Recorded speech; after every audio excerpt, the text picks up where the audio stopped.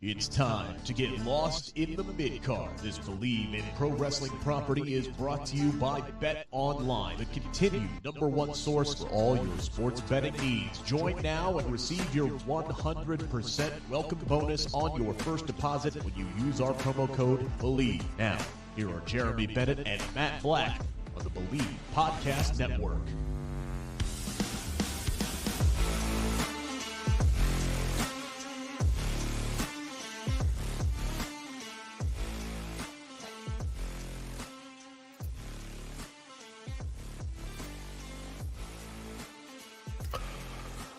Ladies and gentlemen, welcome to the podcast where Endeavor might want to rethink things after Monday's debacle. It is Lost in the Midcard. Happy Monday, everybody. Hope you had a great weekend. As always, Lost in the Midcard. We are your official kickoff show to Monday Night Raw. Monday Night Raw at the top of the hour here. We're going to get you set for that. We'll get you the rundown, see what's going on there. Apparently Vince is not at Monday Night Raw, so that's already a positive. Let us know what you think in the chat. Let us know what you think about the Raw After Mania.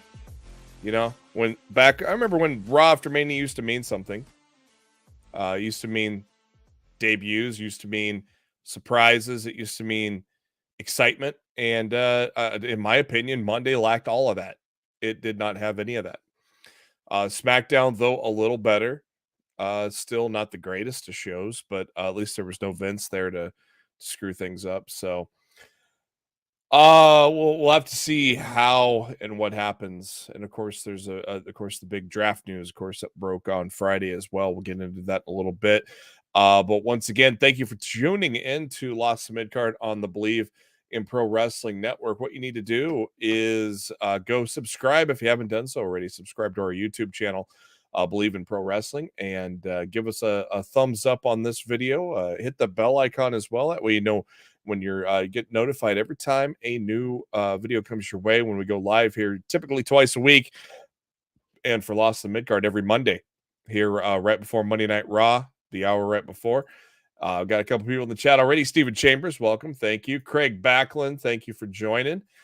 And, it's interesting because, we sit here excited always for the Raw after WrestleMania. And I don't think we, ever since the pandemic, I don't think we've had a really good Raw after WrestleMania. And, obviously we're past the pandemic now. There's not, that is an excuse. You have the fans there in attendance. You have, and that was the best you could come up with. And apparently Vince changed a lot of stuff on the fly, where he had said earlier that morning when the Endeavor news broke that he was staying out of the weeds, but yet multiple changes occurred during the night, during that 3-hour show. At least 3 different script changes, plan changes came down to production.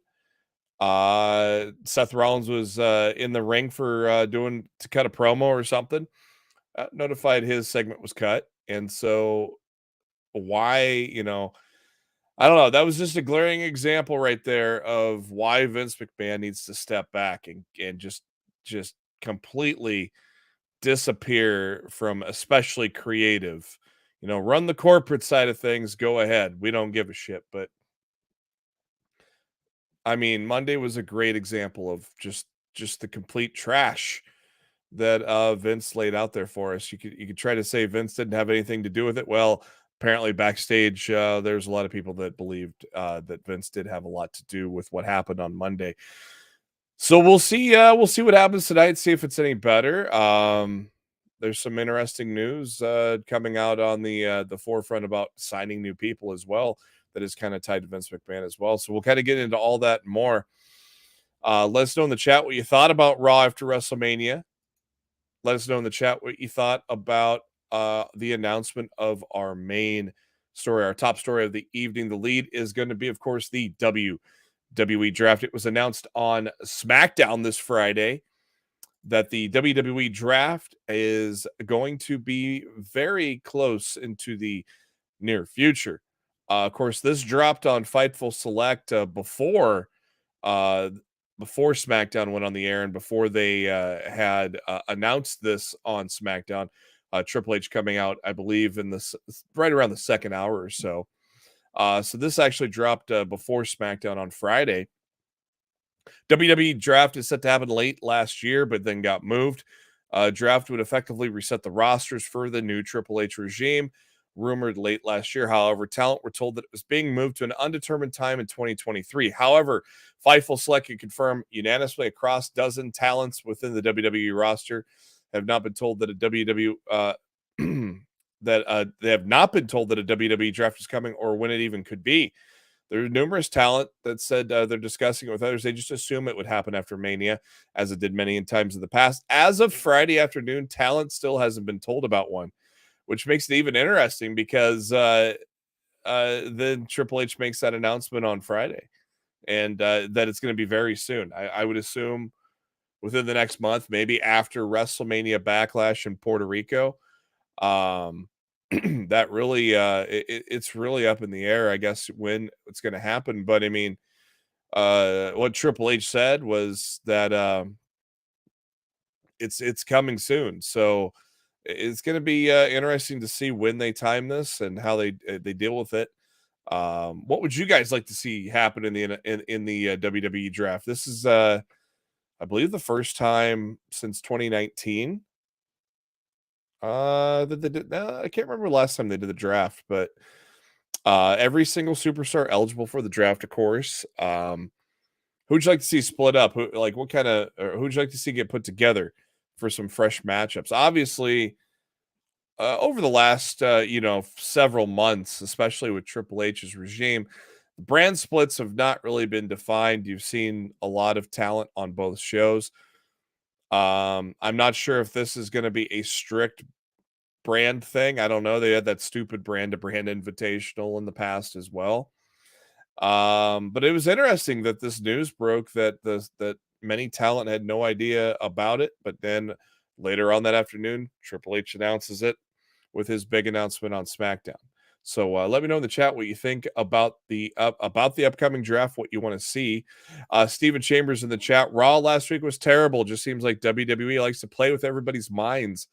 Vince may not be in Seattle, but he's just a phone call away to do something. Yeah, that's the scary thing about that as well. It'll be interesting to see if this Raw feels more like the Triple H regime of Raw. You could easily tell that Raw was just a last minute thrown together complete, just a complete shit show. And you could just tell it was an event show just by how disjointed it was. Seth Rollins comes out and dances around and then goes to the back. Okay. Apparently he was supposed to do something, but got told during commercial that his segment got cut, but yet he still did the entrance. There were certain matches that didn't even happen. There was supposed to be a couple of qualifiers to lead towards a number one contenders match for the Raw Women's Championship. That turned into like a tag team number one contenders match, I suppose, with Raquel and Liv getting the win there, and they're going to take on Lita and Becky Lynch tonight, I believe.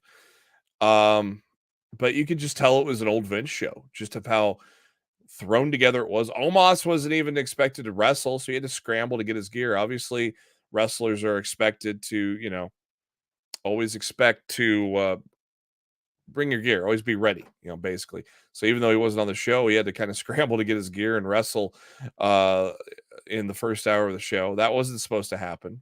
And that's just an example of just all the shit that happened on that. Frantic World, thanks for joining the show, man. Good to see you. Bell in the chat. Hey, guys, I think it's a safe bet that Judgment Day is off to SmackDown. I would assume so, too, with Rhea Ripley kind of being the de facto leader now. And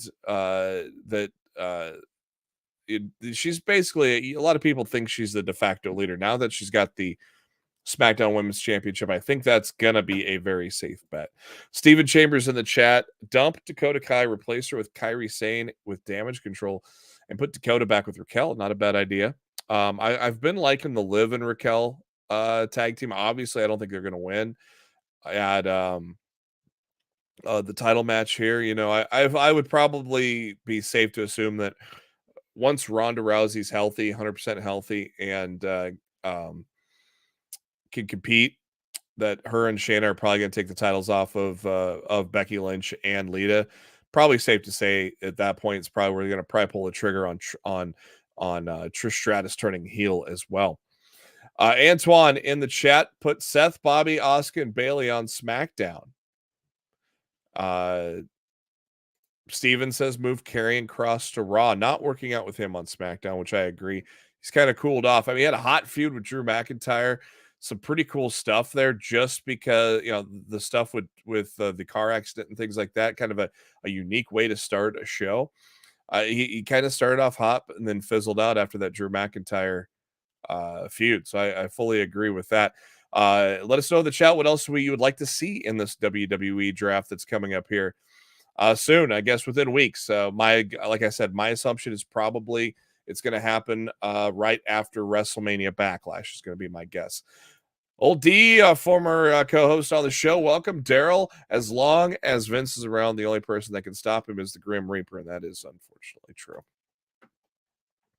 Unfortunately true. But yeah, I don't know. It's not looking the best when you put out a show like that on Monday, a show that people look forward to, and it's that bad. It wasn't even.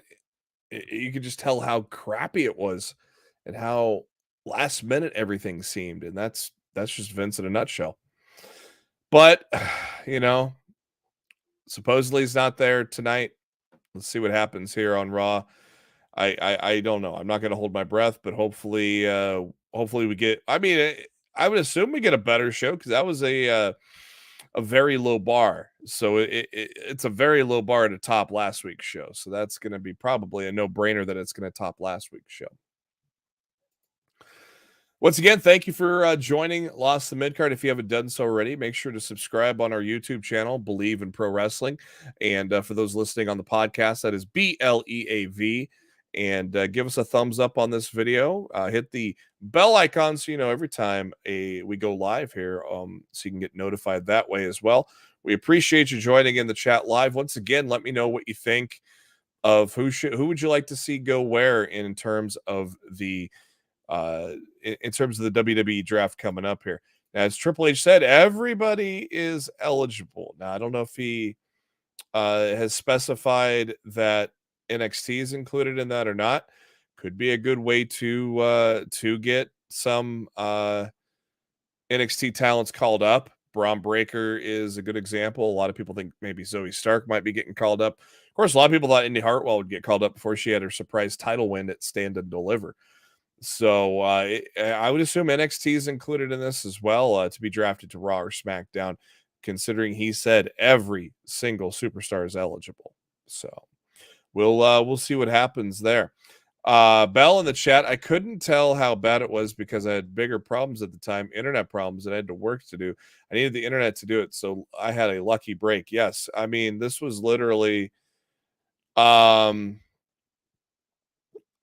sure the chat will agree with you. This was one of the worst Raws in recent memory. It was absolutely terrible. For a Raw that's supposed to be full of surprises and debuts and excitement, you can tell the crowd is like, there was not an electric crowd for this either, you know. I guess there was a beach ball in the crowd, but this was not your typical Raw. I was at Raw after WrestleMania in Dallas after 32, which was 7 years ago, and that was an insane crowd, and the crowd was just energetic all night. I think that was the first time a crowd sang along to Vince's No Chance in Hell song. Saw the debut of Enzo and Cass. It was just electric, and you got none of that on Monday. Steven Chambers in the chat think they pull the trigger with Trish heel turn tonight to cost Becky and Lita the tag titles against Raquel and Liv. That's interesting. That you never know, man. That could very well happen. And I boy, I maybe SummerSlam ain't the game there for Becky and Trish, or maybe Trish takes some time off and they set it up for SummerSlam, because there's a lot of time between now and then to pull the heel turn off right now. I figured the heel turn would come whenever Shayna and whenever Ronda was healthy and her and Shayna would take on the tag champs, but you never know, man. Moving on to our next story here. Our next story, got a little update from Fightful Select on Eric Young.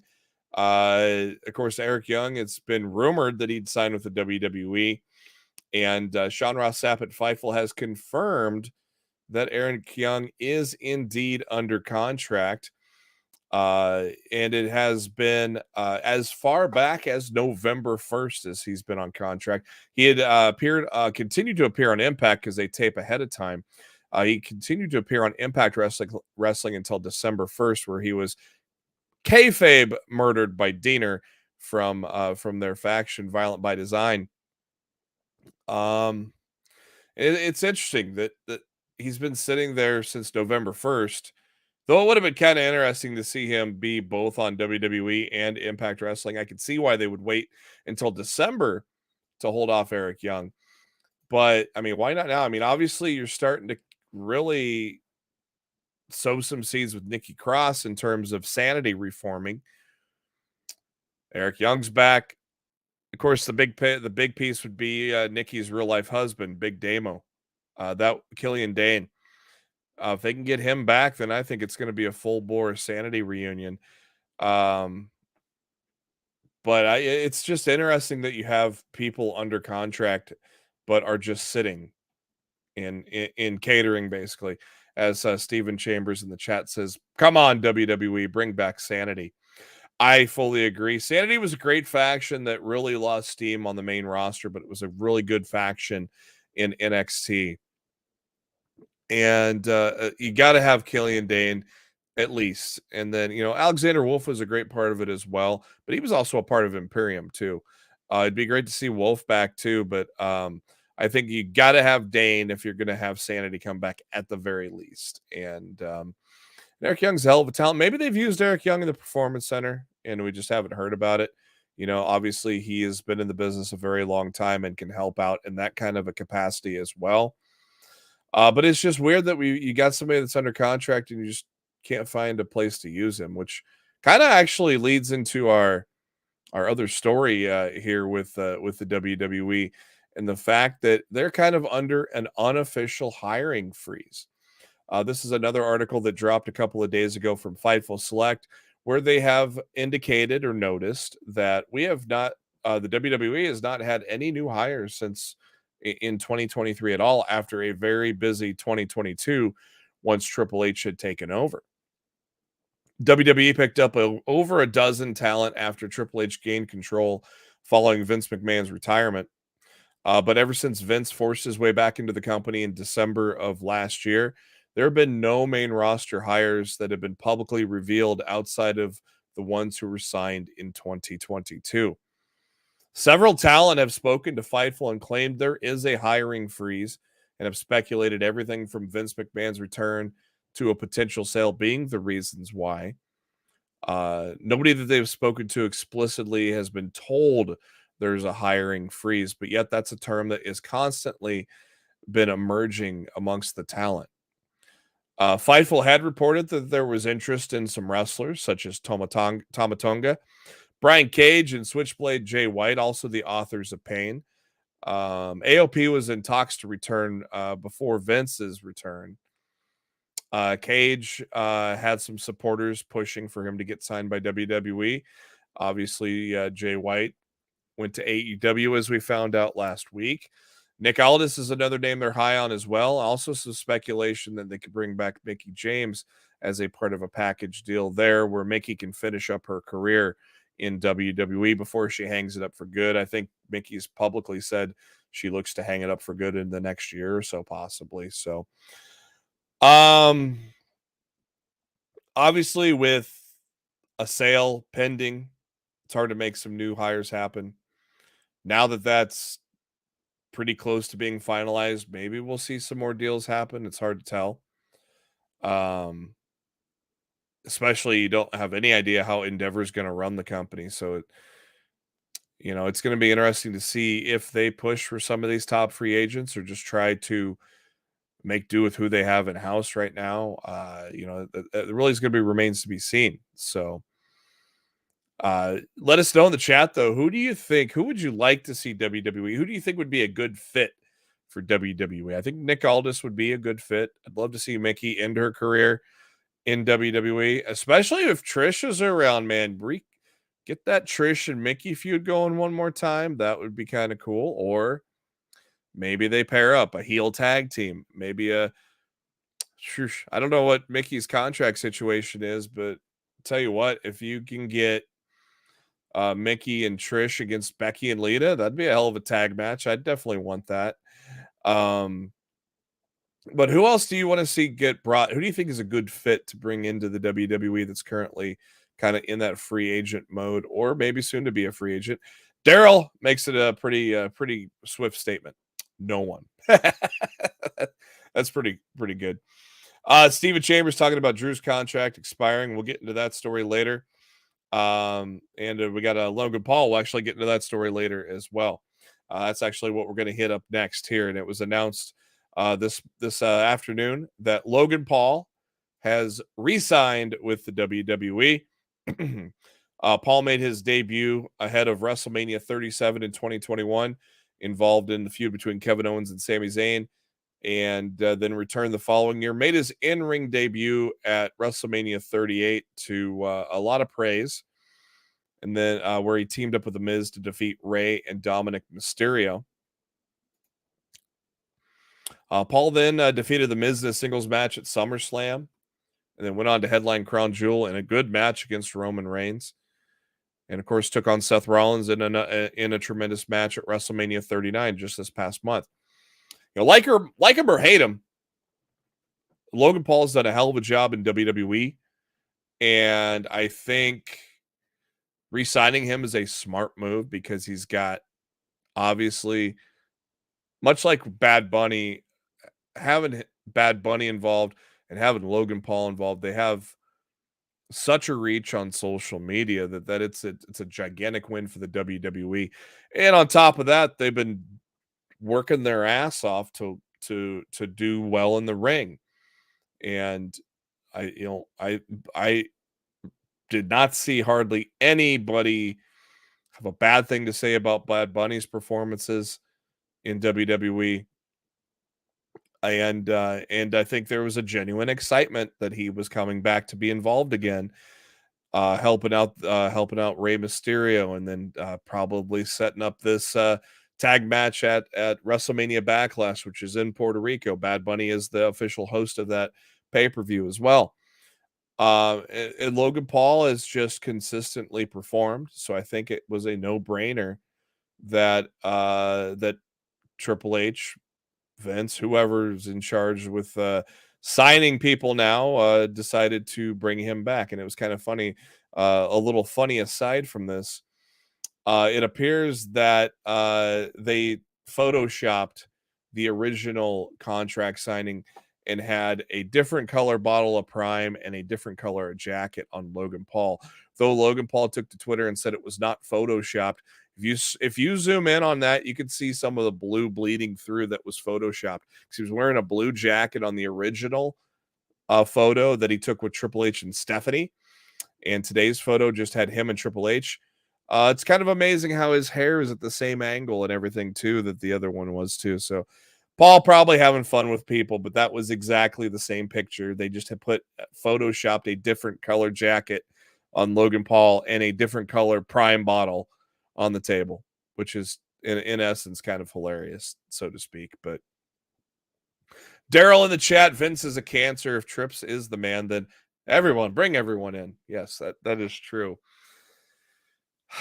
WWE is going to be so much better. With Endeavor, and I know, I don't know what to expect with the Endeavor deal, so to speak. I don't watch UFC as much anymore, so I don't know if the UFC's improved under Endeavor or not. And they've already kind of come out and said there's going to be little to no crossover with UFC and WWE. Like a lot of people were fantasy booking that. I think it was even a betting line of who is going to appear in WWE first out of the UFC. But that idea seems to have been squashed, and it's not going to not going to happen like you think. I don't think it's going to be an invasion or anything either. But it's going to be interesting to see how the business is run now that Vince is not controlling the company anymore, but he's on the board. But everybody wanted him off of that board except for the Endeavor guy, which the guy that has the most power, unfortunately. Steven Chambers, Logan, good talent. Wouldn't mind seeing a rematch with Seth and Logan. I would not either. That was a tremendous match at WrestleMania. Thoroughly enjoyed it. Bell, never ruling out Conor McGregor showing up at Mania. That is true, though. I mean, that's been kind of talked about for a long time now. A lot of shit talking going on both sides as well. But it just is not going to happen in mass like people thought it might, considering they're both under the same umbrella. Bell also in the chat, I hate to say it, but Logan has been delivering banger matches, and Bad Bunny's performance genuinely shocked me because I remember dreading it at first. And I'm expecting him to wrestle in Puerto Rico for Backlash. Yeah, nobody knew what to expect, but I mean, we talked about it on the show. I think in our older podcast, that we knew the work that Bad Bunny was putting in, and so it kind of almost wasn't a surprise that he did so well. And him and Ray teaming together against Dominic and Priest, I don't know if that's going to main event. I think it's already been confirmed that Roman's not wrestling at Backlash. Surprise. So I wouldn't be surprised if that tag match main events WrestleMania Backlash, to be honest with you. I have to see how the card shapes up. Obviously, we're going to probably get a better idea of things tonight and Friday going into that pay-per-view, but I wouldn't be surprised if that tag match actually main events.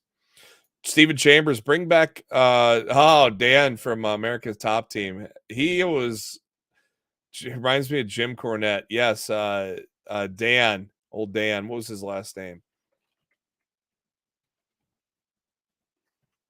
Oh, Dan Lambert. Man, I loved Dan Lambert. A lot of people hated him, but they're probably hating him because of his character. I thought he was a tremendous manager. I loved his promo. He cut some great promos.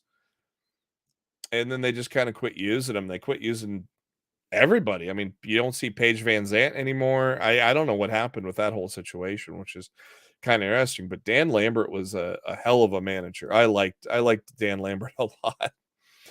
Our final news story of the day, I alluded it from in the chat, but this guy right here, Drew McIntyre, his deal is up in the WWE within the next year, but not imminently.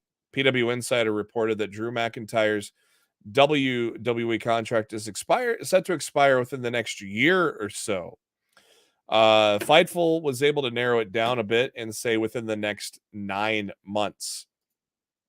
It was reported that McIntyre and WWE were not close to a new deal, but beyond that, they've learned that McIntyre made it clear he was going to wait until much closer to the deal's expiration to sign anything, as there are a number of factors to consider. Obviously, is Vince truly in charge?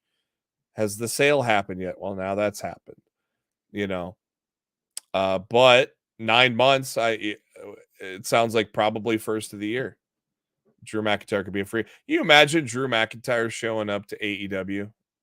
Be insane. But I mean, he reinvented himself going to Impact, and it worked out well. He became WWE champion. Unfortunately, they haven't been able to put the belt back on him because they can't fucking take it off of Roman. But he deserved kind of a makeup title win with the crowd. He never got that, So is that a factor too? That they can't get the belt off of Roman? Is that a factor that Drew decides not to re-sign? How loyal is Drew to WWE? Because has WWE been loyal to Drew? Now, Drew's been prominently featured. Let's say he's not he's not been left out of the any kind of storyline for a long period of time or anything. Again, we had a good feud last fall, Karrion Kross. Obviously, a 5-star match at WrestleMania with Sheamus and Gunther, teaming with Sheamus as well, facing Imperium and those guys. You know, Drew has not been without a story, so it's not like he's not being used. But he's also not the top guy.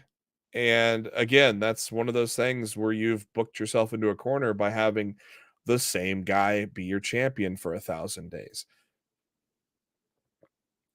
Like I said last week, I understand some of the marketing to get Roman to 1,000 days, but in the end, if he only got to 950 and not 1,000, are you really going to care as a fan? You're going to recognize the great reign that probably won't be replicated in a very long time. Like I said, before this, we considered 434 days to be an insanely long reign, and that's what CM Punk had. Roman's pushing 1,000 now. Obviously, that's going to push shirts, merchandise, probably special on the network or something, So there's some dollar figures behind that. Obviously, the Bloodlines gear is selling like hotcakes. But a lot of fans got extremely pissed off that Cody got beat at Mania. And I was one of them. So I don't know. So you put all those factors into play. How quickly can they get the belt off of Roman and give Drew a world title win? They split the belts, have them maybe win at SummerSlam in front of a big crowd. Obviously, Money in the Bank's in the UK. Is there a way to get him a title match in the UK? Is Roman going to have the belt dropped by then? A title win in the UK would go a long way. If you want to keep Drew McIntyre on your roster, you have him win one of those WWE titles at Money in the Bank. Now, another thing is they could have a brand new title. That's been a rumor as well. You have the WWE Universal Heavyweight Championship. Maybe they introduce a new world title, a completely new world title. They don't split the belts. They combine the two belts, WWE and the Universal. They combine those and introduce a new world title. That's another way they could have gone instead of splitting. And as Daryl, the 1-inch title, I don't know if anybody wants that title, Daryl. That is a long-standing inside joke within Lost in the Midcard, which is hilarious to the longtime fans. But the 1-inch title is a title I don't think anybody wants to hold. Steven Chambers in the chat: from now until his contract expires, it really depends on what direction they're going with his character. And I'm still on him teaming with Sheamus and the Brutes is a good thing. I just like seeing those guys on the same page.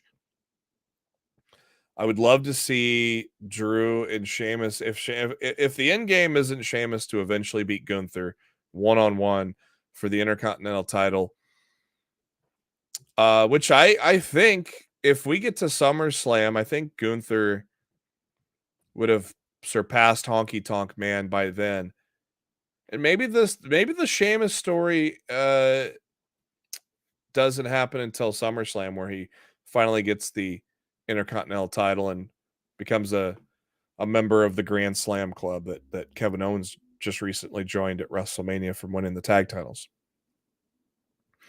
Maybe that Sheamus story, it goes there at SummerSlam to beat Gunther.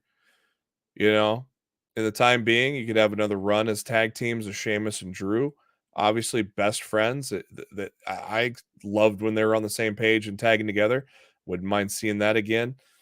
Or if we can get that other belt created or just some way to have a world title in play, that's in play on a regular basis, because we know Roman is not in play on a regular basis. It's already been said he's not going to be at WrestleMania Backlash. So Remains to be seen, and it's going to be a very critical 9 months for the WWE to convince Drew McIntyre to stay.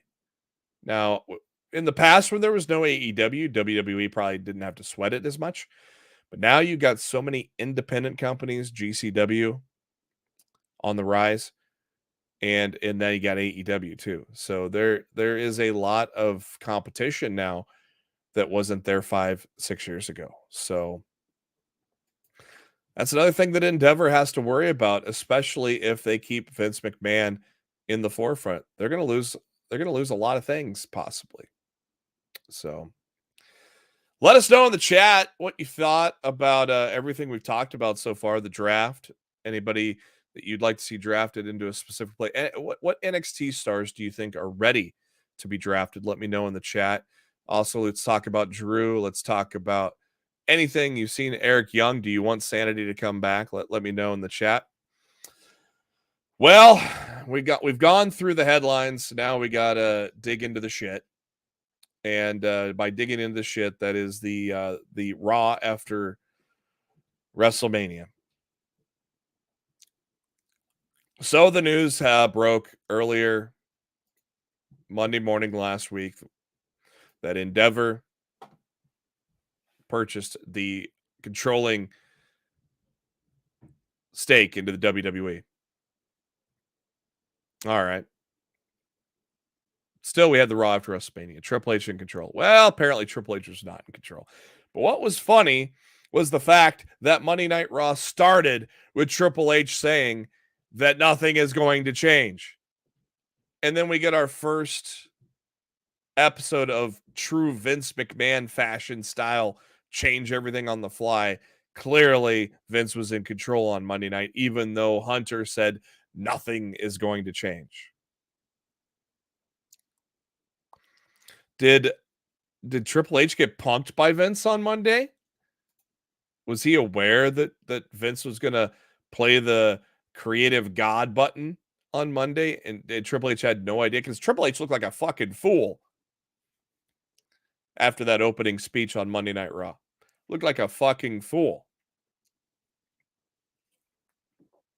After you see what happened on Monday Night Raw last week, Triple H looked like a goddamn fool. Then Roman Reigns comes out. Lots of boos, of course, because everybody wanted Cody to win. Cody comes out. Talking about the rematch. Of course, the fans cheering loudly because they thought maybe they could get a WrestleMania rematch for the WWE Universal World Championship on the Raw after WrestleMania. Heyman said no rematch. Not tonight, not in Puerto Rico, not at SummerSlam, not at Survivor Series, not at Royal Rumble, not at Madison Square Garden, not in San Francisco. And Heyman just kept saying no. Well, Cody was up for a fight, so he challenged Roman and Solo Sikoa to a tag match. And Heyman asked who in the world would want to tag with Cody. And probably about the only shocking moment of the evening, which then turned into a shitty moment that evening, was Brock Lesnar's music hits. And old happy Brock is happy to shake hands with Cody and tag with him. You know, and it's like, all right, this is kind of fucking cool that this is our main event for, okay, this is all right. Cody and Brock against Solo and Roman. In hindsight, we should have known that Brock and Roman weren't going to wrestle 2 matches in a row. We should have known that in hindsight. A lot of people did, you know. I wanted to believe. Boy, that's what I get for believing on a Vince-led Monday Night Raw. Speaking of Vince-led, like I said, Omos took on Elias. Omos wasn't even expected to wrestle. Had to scramble to get his gear. Rey Mysterio came out. Led to a match with Austin Theory. Decent match. Got the win with the A-Town down. Dominic with the distraction there. After the match, Dominic attacking Rey. And Bad Bunny got involved and tried to help, but went through a table for his troubles from his old pal Damian Priest. I guess they're no longer friends. So obviously setting up a tag match that I'm actually looking forward to at WrestleMania Backlash. MK in the chat, thanks for joining us, MK. Imagine the backlash if from the fans if Drew wins the title before Cody. My God. And it says Gunther passes Honky Tonk Man in September. Oh, so not even SummerSlam then. Would there be a backlash if Drew wins it before Cody? I don't know. I don't think there'd be a huge backlash, but like I said, I'm hoping we get to the point where the title is off of Roman before we get to Money in the Bank, but I don't think it's gonna. I don't know. Roman's got to be close to 1,000 days.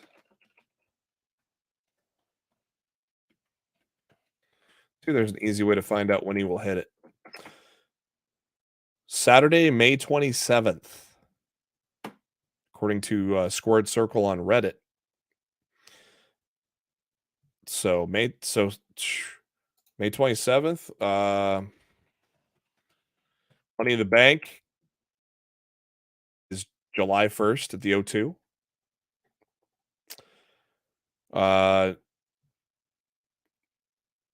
It'll be interesting. You could have Roman drop the title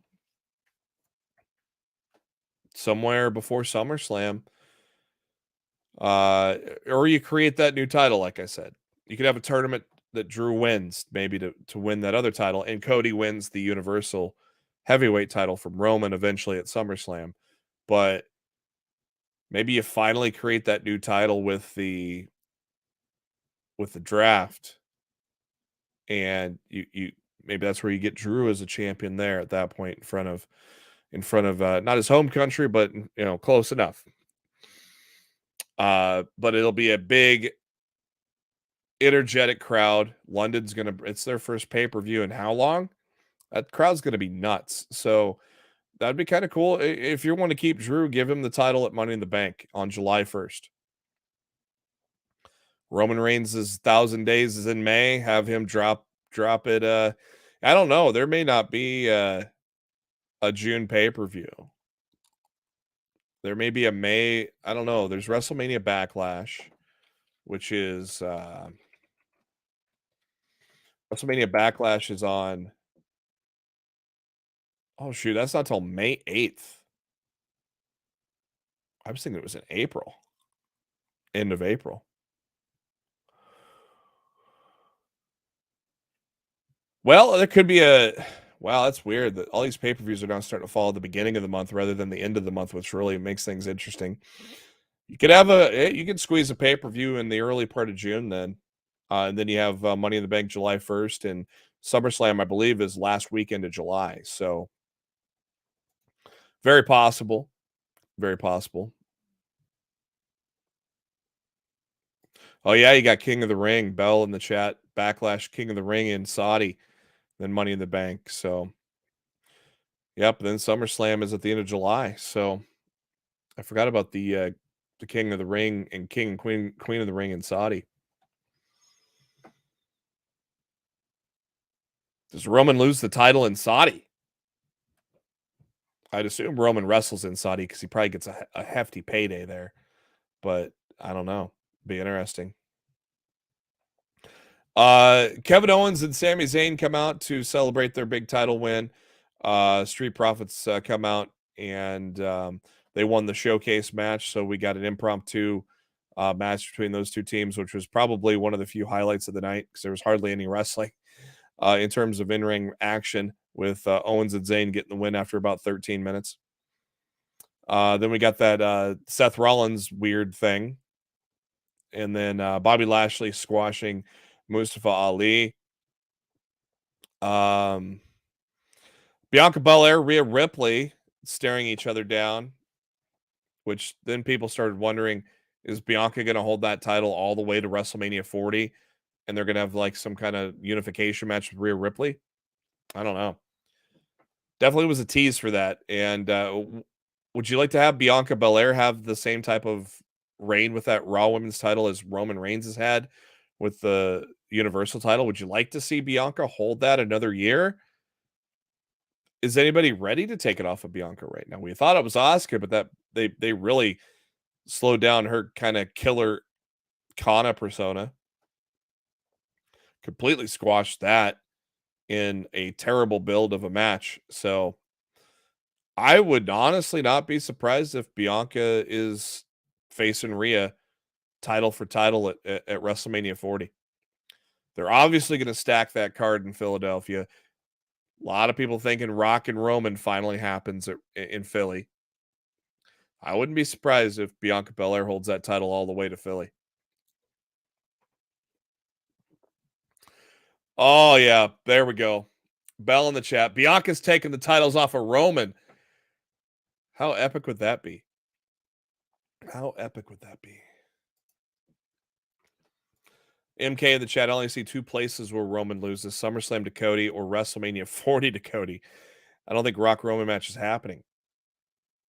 Yeah, I don't know. So King of the Ring is on May 27th, and SummerSlam is August 5th, according to Craig Backlund. Okay. Some reason I thought SummerSlam was in July again this year, like it was last year. That's where I was getting that. That was where I was thinking for some reason. 28 minutes of wrestling on Raw. Yeah, that was definitely a Vince McMahon Monday Night Raw. And MK is right. She is becoming Cena at this point, but I don't think she's really getting booed either. She's still getting the pop. So, of course, Roman got the pops for a while too, till he turned on Sammy. So there were people getting sick of it. Then Sammy got introduced, and people loved it. Then they gave Sammy the kick to the curb, and they started booing Roman again. So I don't know. It's interesting. We've already spent enough time on Raw and how crappy it was. Of course, Brock Lesnar turning on Cody for some ungodly reason. I mean, I love the babyface Brock. This was the best Brock that we've ever had. Now we get now we got heel Brock again to deal with, and Cody's got to beat him before getting back to Roman. I just don't get it. SmackDown had no Vince, but it was okay. I mean, Brutes and Imperium was good, but we've seen that a million times. Ivar and Ricochet, okay match. Shotzi and Talia, we knew they weren't even going to win against Raquel and Liv. Triple H gave us the draft announcement. The Judgment Day spoke, which led to Rey and Santos against Damian and Dominic. A decent little tag match. Basically, your preview for WrestleMania Backlash. And Kevin Owens gets attacked while Sammy's trying to talk to Jay. Does that put a fracture into KO and Sammy? You know, I guess that's the question to ask. Main event, Jey Uso, they're returning into that main event scene once again with Sami Zayn. They had a great main event. And then Matt Riddle making the save after Solo and Jay were teaming up on Sammy. It was an okay SmackDown, I thought. Wasn't a mind-blowing one, but it didn't suck, and it was a lot better than Monday Night Raw. So that's basically the quick one there. Let's talk about some AEW, because we haven't really gotten to talk a lot about AEW with WrestleMania season coming about here. This took place in Long Island, New York. Main event was, of course, the Guns and FTR for the AEW Tag Team Championships. Of course, the big news right off the bat. A lot of people were saying Dynamite, that like there was so much that happened in the first 20 minutes of Dynamite, that there was more that happened in the first 20 minutes of Dynamite than what happened in all of a Raw after WrestleMania, which I completely agree with. That was kind of hilarious. But of course, supposed to have a match with Juice Robinson, Ricky Starks, but that didn't happen. It was just a beatdown. And then all of a sudden, Jay White comes out, and the Bullet Club kind of reunites. And big signing for AEW to get Jay White. I'm excited as hell to see him work in AEW. Then we followed that up with setup with Keith Lee and Chris Jericho, which will happen this Wednesday on Dynamite. House of Black took on the Best Friends. Great 6-man tag match. Love to see Trent's mom, Sue, come back, bringing the boys in her van. Always love seeing Sue in AEW, but no surprise at the House of Black. I think they're going to hold those trios titles for quite some time now. Jamie Hayter took on Riho for the women's title. Good match there. Hayter retains. And we got then we got MJF Day. Let me know in the chat what you thought about MJF's song and dance, because I thought that was fucking gold. I loved that MJF segment, singing Pennies from Heaven. Oh, man. And obviously it's a pro MJF crowd being in Long Island, but that MJF segment was just fucking tremendous. And then we got Jungle Boy attacking MJF and security breaking it up. Sammy Guevara stepping in there as well. Darby was, I think, shown in the crowd. Sammy, though, that literally he showed up kind of taunting the other two guys, because of course we're going to have a 4 pillars match at Double or Nothing. But it also coincidentally led to Sammy Guevara and Commander. Boy, that was a hell of a match. Commander is having a hell of a year. I mean, I first heard of him maybe 6 to 8 months ago in GCW. I'd never heard of him before, and now he's really tearing it up, man. He's had appearances in Ring of Honor and AEW now. Continues to wrestle for GCW. That young kid is getting a hell of a lot of stock behind him, and it's good to see. Him and Sammy had a pretty good match there. I enjoyed that. Tony Schiavone interviewing Sammy Guevara. That's where we saw Darby Allin in the rafters. Sammy talking about MJF's little song and dance and such, and cut a promo there. Obviously, all to set up the big 4-way that's coming at the next pay-per-view. Hook and Ethan Page for the FTW Championship. Big news here was Matt Hardy officially turning on Ethan Page. It sounds like Matt Hardy, Isaiah Cassidy, and Hook, along with, may have themselves a kind of a little faction forming there. It's going to be interesting to see kind of what happens from there. MK in the chat. MJF needs to put out an album. FTR staying, and AEW going to London. Who's main eventing London? It's a good question. But that was the big announcement from Tony Khan on Wednesday, that AEW is going to have an all-in show at Wembley Stadium in London, England, Sunday, August 27th. That is my day after my birthday, by the way. So that's pretty cool. I don't know who's going to main event that right now, man. Ospreay and Omega would be freaking amazing again to see, but I don't know. That's really way up in the air right now. Blackpool Combat Club destroyed 3 jobbers. Hangman came out. They beat up on Hangman. We're eventually getting to where it's going to be Hangman reuniting with the Elite, and now almost everybody from the Elite's beat up. They're all beat up so much that it's leading to Brandon Cutler and Michael Nakazawa taking on Jon Moxley and Claudio Castagnoli on Dynamite this Wednesday. Cutler and Nakazawa are basically the only ones left standing from the Elite. And so Cutler and Nakazawa are going to get their shit beat. Yeah. But it's been a very good story between the Blackpool Combat Club and the Elite that's going to end in blood and guts eventually, and it's going to be a hell of a match. Guns and FTR, a great moment to see FTR become AEW Tag Team Champions again after losing all of their gold and all of their companies. And Danielson with the screwdriver. That was like Randy Orton vibes when he did that to Jeff Hardy's ear. Oi. MK in the chat. I have Pac, MJF, CM, FTR against the Elite. Ospreay against a mystery opponent. Jamie Hayter should main event, maybe against Saraya. Have Saraya win the title at Double or Nothing. I don't mind that. I like that booking, MK. I like that booking a lot. And Hardy party. Matt said that Jeff could be back in a few months. Yeah, he did mention Jeff in an interview recently and wants to see him back in the company. So hopefully that is the case. Hopefully Jeff is got everything behind him and can hopefully move forward in a responsible way. So that's gonna do it. Let's get you ready for Monday Night Raw, which is going to kick off here in about 4 minutes. We have a promo from Rey Mysterio. They're going to relive Cody and Brock, as if we didn't have to relive it enough on SmackDown. There is a women's tag team title match, of course, with Lita and Becky Lynch taking on Raquel and Liv. A little spoiler in there, so I'm not going to talk about it. Well, it's not the spoiler you expect either, so it's going to be interesting. So if you're not a Fightful Select subscriber, I will withhold that.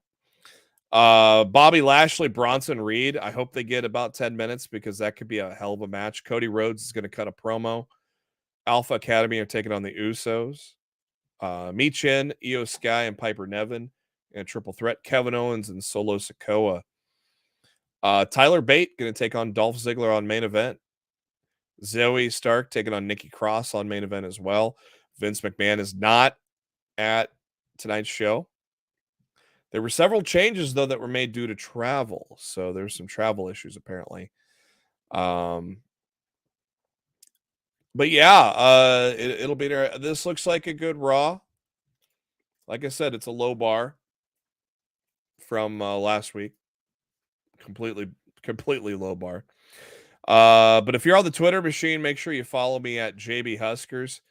Right there, right below my face there. I'll be live tweeting throughout all of Monday Night Raw. Come join me as I live tweet, hopefully what will be a much better Raw than last week. Make sure to head to Believe in Pro Wrestling's YouTube page. It's BLEAV in Pro Wrestling, and give us a subscribe. Give us a thumbs up on this video. Help us get this pushed out to as many people as possible. We'd once again, I love all the interaction, the chat. I love all you guys commenting here. Appreciate you guys. And so once again, thank you for tuning into Lost in the Midcard. Let's hopefully enjoy Monday Night Raw. And as always, we are brought to you by Bet Online. Have yourselves a great evening.